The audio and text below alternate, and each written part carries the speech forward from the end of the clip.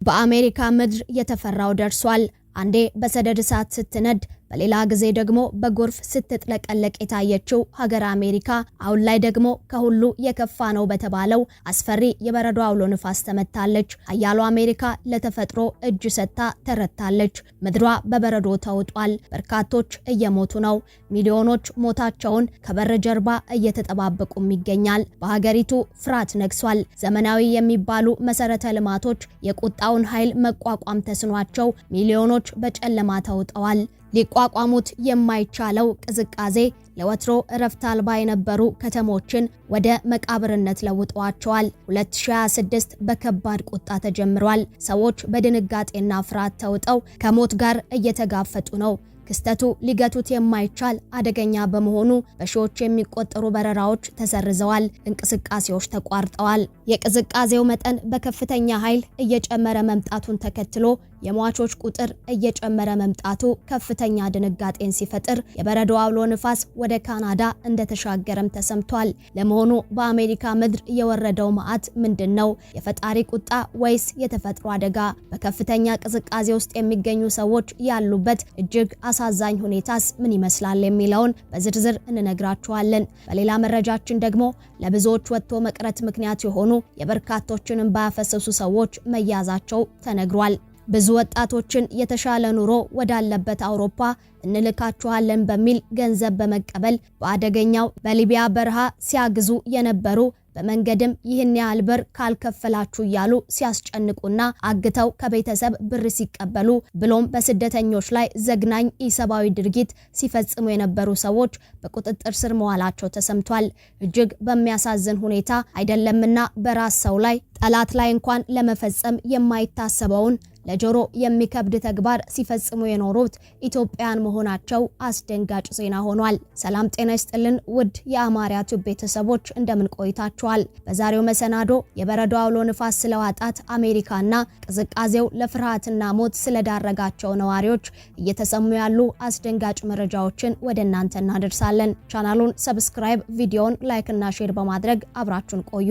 በርካቶች መዓት ሲሉ እየጠሩት ያለው በክፍለ ዘመኑ ታይቶ እንደማይታወቅ የተነገረለት ከባድ ብርድና ቅዝቃዜ በአሜሪካ የሟቾች ቁጥር በከፍተኛ ሁኔታ እንዲጨምር እያደረገ ይገኛል። በሚሊዮን የሚቆጠሩ አሜሪካውያን በጨለማ መዋጣቸው እየተነገረ ሲሆን እንቅስቃሴዎች እንዲቆሙም ተደርጓል። የዓለማችን ትልልቅ ሚዲያዎች አሜሪካን እየመታት ስላለው ከባድ የክረምት አውሎ ንፋስና እያስከተለ ስላለውም አስከፊ ጉዳት እየዘገቡ ሲሆን በረጅም ጊዜ አንዴ የሚከሰት ከባድ ቅዝቃዜ ለሰዎች ሕይወት መጥፋት ምክንያት እየሆነ መሆኑንና የሟቾች ቁጥርም ከጊዜ ወደ ጊዜ እየጨመረ መሆኑን ገልጸዋል። በተለይም በኒውዮርክ ሰዎች መኪናቸው ውስጥ እንደተቀመጡ ቅዝቃዜው ገድሏቸው የተገኙ ሲሆን የነፍስ አድን ሰራተኞችም መንገዶች በመዘጋጋታቸው ምክንያት ተጎጂዎች ጋር መድረስ ባለመቻላቸው ጉዳቶች እየተባባሱ መሆናቸው ተነግሯል። ኃይለኛው የበረዶ አውሎ ንፋስ የኤሌክትሪክ መስመሮችን በጣጥሶ ከጥቅም ውጪ በማድረጉ በሚሊዮን የሚቆጠሩ ሰዎች በጨለማ እንዲዋጡም ሆነዋል። የኤሌክትሪክ ኃይል በመቋረጡ ሰዎች ቅዝቃዜውን የሚቋቋሙበት ማሞቂያ እንዳይጠቀሙ በማድረጉ በርካታ ሰዎች ከቅዝቃዜው ጋር እየተጋፈጡም ይገኛል። እየወረደ ያለው የበረዶ መዓት ባስከተለው አደገኛ የአየር ሁኔታ ከ10 ሺህ በላይ በረራዎች የተቋረጡ ሲሆን አየር መንገዶች ስራቸውን አቁመዋል። በሚሊዮን የሚቆጠሩ መንገደኞችም በአየር መንገዶች ውስጥ ሲጉላሉ ታይቷል። የዘርፉ ተመራማሪ ባለሙያዎች ይህን የበረዶ አውሎ ንፋስ የአየር ንብረት ለውጥ ያስከተለው ውጤት መሆኑን ቢገልጹም ብዙዎች ግን ክስተቱ የፈጣሪ ቁጣ መቅሰፍት መሆኑን እየተስማሙበት ነው። ይህ አጥንትን አቀዝቅዞ ልብን ቀጥ እያደረገ የሰውን ሕይወት እያጠፋ ያለው ክስተት በአሜሪካ ብቻ አላበቃም። ወደ ጎረቤት ሀገር ካናዳ መሻገሩም ተሰምቷል።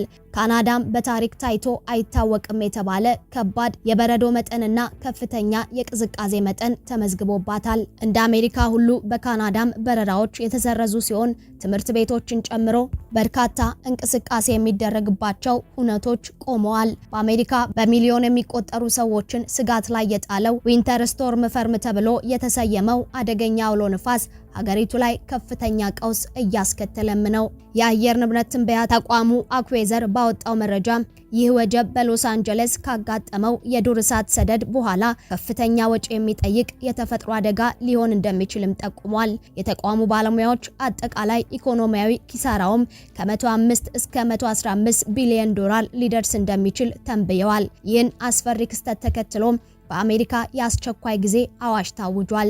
በዚህ አስፈሪ ክስተት ውስጥ ላላችሁ ሁሉ ፈጣሪ ይድረስላችሁ እያልን ወደ ሌላኛው መረጃችን እናመራለን።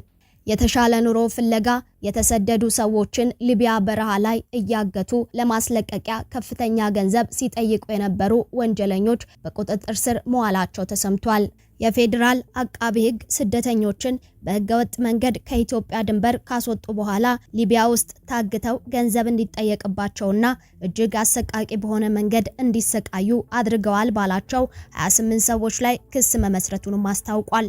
በተከሳሾች አማካኝነት ከተዘዋወሩ ስደተኞች ውስጥ የሁለቱ ህይወት እንዳለፈና 15 ሰዎች የደረሱበት እንዳልታወቀም ተገልጿል። ክስ ከተመሰረተባቸው ተጠርጣሪዎች ውስጥም በስምንቱ ብቻ የተሰበሰበው ገንዘብ 2.1 ቢሊዮን ብር እንደሆነም አቃቢ ሕግ አስታውቋል። ፍትህ ሚኒስቴር ጥር 19 ቀን 2018 ዓ.ም ባወጣው መረጃም እንዳመለከተው ይህ ክስ የተመሰረተው በሊቢያ መስመር በሰው ልጅ የሚነግዱ ዋና ዋና አዘዋዋሪዎች ላይ ትኩረት አድርጎ የተካሄደውን ምርመራ መነሻ በማድረግ እንደሆነ ገልጿል። በዚህ ምርመራ ላይ ተሳትፈዋል ከተባሉ የፌዴራል ተቋማት መካከል ፍትህ ሚኒስቴር፣ የፌዴራል ፖሊስ፣ የብሔራዊ መረጃና ደህንነት አገልግሎት እንዲሁም የፋይናንስ መረጃ ደህንነትም እንደሚገኙበት ተጠቁሟል። አቃቢ ሕግ በፌዴራል ከፍተኛ ፍርድ ቤት የመሰረተው ክስ ግለሰቦቹ የተደራጀ የወንጀል ቡድን አደራጅተው እንዲሁም በስራቸው ሌሎች አነስተኛ ስራ የሚሰሩ ደላሎችን በመመልመል ስደተኞችን ሲያዘዋውሩ እንደቆዩ እንደሚያስረዳ ገልጿል። ፍትህ ሚኒስቴር ያወጣው መረጃ ተከሳሾች በባህር ዳርና ጎንደር አካባቢ ሰዎችን ወደ ሱዳን ድንበር የሚያጓጉዙ ተቀጣሪዎችን በማዘጋጀት ኢመደበኛ በሆነ መንገድ ከሀገር ሲያስወጡ ቆይተዋልም ብሏል። ስደተኞቹ በህገወጥ መንገድ ከኢትዮጵያ ድንበር ካስወጡ በኋላ ሊቢያ ወስደው በመጋዘኖች ሲያጉሩ እንደነበርም መረጃው ያትታል። ስደተኞች የሚቆዩባቸው መጋዘኖች ተከሳሾችና ግብረ አበሮቻቸው የሚያስተዳድሯቸው እንደሆነ የሚጠቅሰው መረጃው በህይወት ለመቆየት ብቻ የሚያበቃቸውን ምግብ እንዲያገኙ አድርገው እንደያዟቸውም ገልጿል። የስደተኞቹ ቤተሰቦች ከፍተኛ ገንዘብ እንዲከፍሉ ሲጠየቁ እንደነበርና ገንዘቡ እስኪከፈል ድረስም ሰዎቹን በዕዳ መያዣነት ሲይዙ ቆይተዋል በሚልም ተከሰዋል። በፍጥነት ገንዘብ ያልተከፈለላቸው ስደተኞችን እጅግ አሰቃቂ በሆነ ሁኔታ እየደበደቡና እያሰቃዩ በተንቀሳቃሽ ምስል በመቅረጽ ወደ ቤተሰቦቻቸው በመላክ ገንዘብ እንዲከፈል ጫና ሲያደርጉም መቆየታቸውንም በመጥቀስ ተወንጅለዋል። ክስ የተመሰረተባቸው ሰዎች በአጠቃላይ 1800 ሰዎችን በህገወጥ መንገድ እንዳዘዋወሩ የገለጸው ፍትህ ሚኒስቴር ከነዚህ ውስጥም የ85 ስደተኞች ማንነት እንደተለየ ተገልጿል። ማንነታቸው ከታወቁ ሰዎች መካከልም ሁለቱ ህይወታቸው ማለፉና ሁለቱ ደግሞ በድብደባ ምክንያት ለበሽታ መዳረጋቸው ተረጋግጧል። 15 ሰዎች ደግሞ የደረሱበት ያልታወቀ እንደሆነም ተረጋግጧል። አቃቢ ሕግ የመሰረተው ክስ እንደሚያስረዳው ታጋቾችን ለማስፈታት የሚከፈለው ገንዘብ ሲሰበሰብ የነበረው 8 ተከሳሾችና በሌሎች ግብረአበሮቻቸው የባንክ ሂሳብ ቁጥር በመጠቀም እንደሆነም ተጠቅሷል። የተሰበሰበውን ገንዘብም በፍጥነት ሲጠቀሙበትና ለግብረአበሮቻቸው ክፍያ ሲፈጽሙበት ነበር ያለው መረጃው ከዝውውር ውጪ የተረፈ ቀሪውን ገንዘብ በውጭ ሀገርና ሀገር ውስጥ ሀብት ተፈርቶበት እንደተገኘም ተነግሯል። አቃቢ ሕግ በቁጥጥር ስር በዋሉ 28 ተጠርጣሪዎች ላይ 3 ክሶችን እንደመሰረተም ገልጿል። የመጀመሪያው ክስ የከባድ በሰው ልጅ መነገድ ወንጀል ሲሆን በወንጀል ድርጊቱ የተገኘውን ገንዘብ ወይም ንብረት ህጋዊ አስመስሎ ማቅረብ ድርጊትም ከክሶቹ መካከል ነው። ሶስተኛው ክስ ህገወጥ ሐዋላ በመስራት ሀብት የማሸሽ ወንጀል እንደሆነም ተገልጿል። ተከሳሾቹ ያፈሯቸው ቤቶች፣ ተሽከርካሪዎችና ከ71 ሚሊዮን ብር በላይ የሆነ ገንዘብ ለማካካሻነት እንደታገደም ፍትህ ሚኒስቴር አስታውቋል። የገዛ ወገኖቻቸው ላይ ይህን አሳዛኝ ተግባር ሲፈጽሙ የነበሩ ሰዎች ላይ ህግ ተገቢውን ቅጣት እንዲጥልባቸውም እየተጠየቀ ይገኛል። ውድ የአማርያ ቲዩብ ቤተሰቦች ለዛሬ ወደ እናንተ ያደረስናቸው ወቅታዊ መረጃዎችን የያዘውን መሰናዶ አበቃን። ዳግም በሌሎች መሰናዶች እስክንገናኝ በያላችሁበት ቸር ቆዩልን።